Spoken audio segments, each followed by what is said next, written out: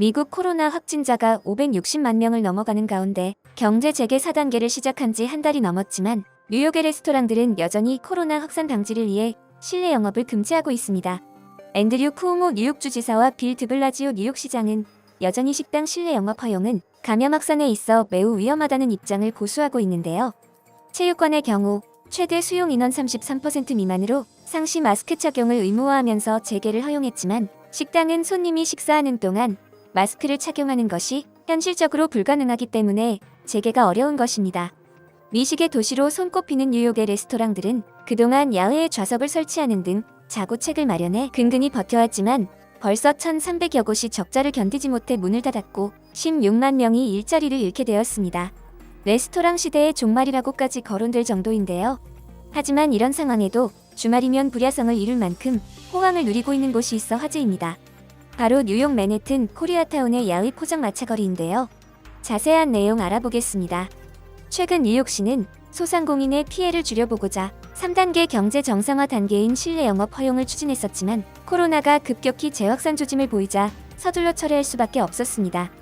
이에 뉴욕의 식당과 바 업주 등으로 구성된 뉴욕시 접객업연맹은 빠른 시일 내에 실내 영업을 재개할 계획을 내놓지 않는다면 법적 대응을 하겠다고 할 만큼 어려운 상황에 봉착해 있다고 하는데요. 뉴욕 업소 중 83%가 매출을 내지 못해 지난 7월 임대료를 지불하지 못하고 있는 실정이라고 합니다. 이렇게 모든 식당의 실내 영업을 제한하고 있지만 뉴욕시는 오픈 레스토랑 프로그램을 통해 영업 활성화를 권장하고 있습니다. 여기에 코리아타운에서 한인들이 앞장서 도로변으로 테이블을 옮겨 야외 맛집을 차렸습니다. 그러자 200m 코리아타운 거리 전체에 한국의 거대한 포장마차촌이 옮겨온 듯한 모습을 연출하면서 뉴욕의 새로운 명물로 떠오르고 있다고 합니다. 그야말로 방역과 경제 둘 다 잡은 새로운 모델로 급부상하고 있는 겁니다. 야외 포차가 활성화되자 뉴욕시에서는 거리에 코리아타운 오픈 스트리트라는 간판까지 걸어주며 영업을 응원하고 있다고 하는데요. 또한 금요일 오후부터 주말 내내 코리아타운을 차 없는 거리로 지정해 주어서 한인 식당들이 차로를 막고 자유롭게 보도와 차로 전체에서 야외 영업을 할 수 있도록 시와 경찰이 배려해주고 있다고 합니다. 이처럼 뉴욕 거리는 숯불갈비, 냉면, 비빔밥 등 한국 전통 음식을 파는 거대 포장마차촌으로 변신했고 뉴욕 헤럴드 스퀘어역에서 빠져나오면 숯불에 고기 굽는 냄새와 함께 한국 가요가 흘러나오고 있다고 하는데요.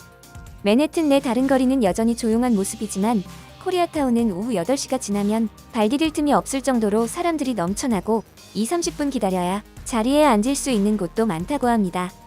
코리아타운의 고깃집 삼원가든 뉴욕지사 관계자는 4개월 넘는 기간 동안 포장과 배달 음식만 취급하면서 매출이 급감했다. 고육지책으로 야외 영업을 개시했는데 의외로 반응이 좋다고 말했습니다. 뉴욕 내에는 오픈 스트리트로 지정된 거리가 62곳이나 있지만 유독 코리아타운만이 주말마다 불야성을 이룰 만큼 핫한 뉴욕의 명물로 떠오른 이유가 궁금해지는데요. 주말 저녁 시간대 손님은 아시아계와 백인, 히스패닉 등 다양한 인종을 이루고 있으며 한국 문화를 찾는 20-30대 젊은이들이 압도적으로 많은 것이 특징이라고 합니다. 식당들은 거리 중간마다 DJ를 고용해 수시로 음악을 바꿔주며 분위기를 살려주고 있다는데요. 저녁 8시가 지나면 야외 식당들 메뉴가 술과 안주로 바뀌면서 조명과 음향 장치를 이용해 젊은이들이 한국형 포장마차 문화를 즐길 수 있게 하는 것이 비결이라고 합니다.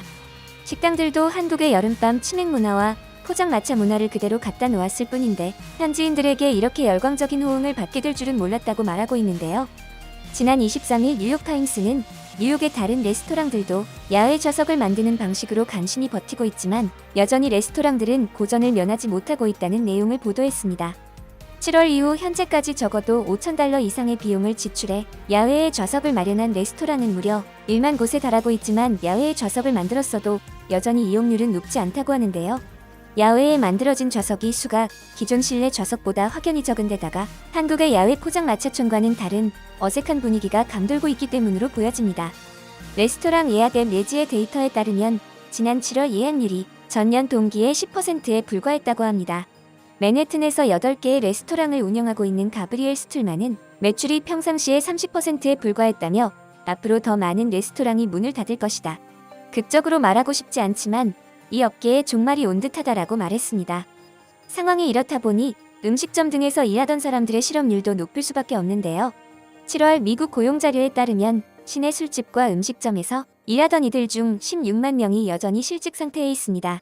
지난 3월부터 7월까지 폐업한 식당도 1,300곳 이상이고 뉴욕의 25,000곳의 식당과 술집 중 야외 식사가 가능한 곳은 절반도 되지 않는다고 합니다. 코리아타운도 이렇게 인기를 얻고 있지만 코로나 사태 이전의 매출은 여전히 회복하지 못하고 있습니다. 식당 앞 도로가 좁아 단체 손님을 유치할 수 없는 데다가 치솟은 맨해튼 임대료는 내릴 줄을 몰라 매출이 생기더라도 임대료 내기가 빠듯한 현실적 문제도 걱정스러운 부분입니다. 하지만 힘을 받기 시작한 코리아타운의 야외 포차는 당분간 인기가 식지 않을 것으로 예상됩니다. LA의 코리아타운도 포장마차촌으로 변신해 나섰습니다. 뉴욕에 비해 상대적으로 주차장과 공터를 많이 갖추고 있는 LA의 코리아타운에는 저녁이면 부탄가스 버너 위에서 고기를 굽고 불판 주변으로 둘러앉은 사람들이 술잔을 기울이는 모습이 영락없는 서울의 거리 모습과 같다고 합니다. 음식 전문 매체 이터는 최근 보도를 통해 코로나로 야외 영업을 하는 한인 식당들이 늘고 있는 가운데 한국의 포장마차 문화가 LA에서 재현되고 있다는 기사를 실었습니다. 한국에서 포장마차가 본격적으로 등장한 것은 60여 년 전 전쟁이 끝나고 급속한 경제적 발전이 이루어지기 시작하면서부터였죠. 떡볶이, 순대, 어묵, 잔치국수 같은 저렴하고 부담 없이 간단한 술안주들을 먹으며 퇴근 후 직장인들은 포장마차에서 술잔을 부딪히며 고단했던 하루를 마무리하기도 했는데요. 하지만 최근 한국에서 포장마차는 위생과 거리의 환경 미화 등 여러 문제로 점차 수가 줄어들면서 역사 속으로 사라져가고 있죠. 대신 코로나가 휩쓸고 있는 미국에서 한국의 포장마차를 재현한 야외 식당이 미국 경제 활성화를 위한 돌파구로 주목받고 있다는 사실은 흥미롭기만 한데요. LA 한인 식당과 주점들은 식당 뒤쪽 공터나 주차장을 포장마차촌으로 재구성했고 충분한 거리두기를 확보하면서도 넓은 식사 공간을 마련해 포장마차 감성을 그대로 재현하고 있습니다. 코로나 이전에도 한국의 포장마차를 그리워하는 한인들이 한국의 포장마차촌을 LA에서 구현하자는 의견을 낸 적이 있었지만 시에서 허가를 내주지 않아서 불가능했었다고 하는데요. 하지만 이번 코로나 사태로 가능성이 열렸기 때문에 현지인들에게 색다른 한국 식문화를 알릴 수 있는 기회가 될 것이라고 좋은 반응을 보이고 있습니다. 한식은 많은 반찬 가짓수를 자랑하지만 그 특성상 잔반이 남을 수 있고 또 길거리 먼지도 문제가 될 수 있어서 위생적으로 주의를 기울여야 할 것입니다.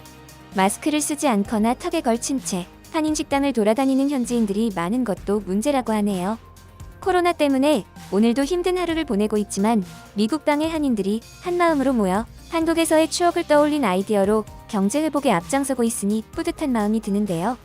코로나 특수로 늘어난 전 세계의 김치, 라면 등의 K푸드 소비 열풍에 이어 한국의 포장마차 문화도 위생과 방역을 다 갖춰 안전하게 자리 잡혀 사랑받기를 바랍니다. 여러분의 생각은 어떠신가요? 바쁘시겠지만 구독과 좋아요 부탁드립니다. 시청해주셔서 감사합니다.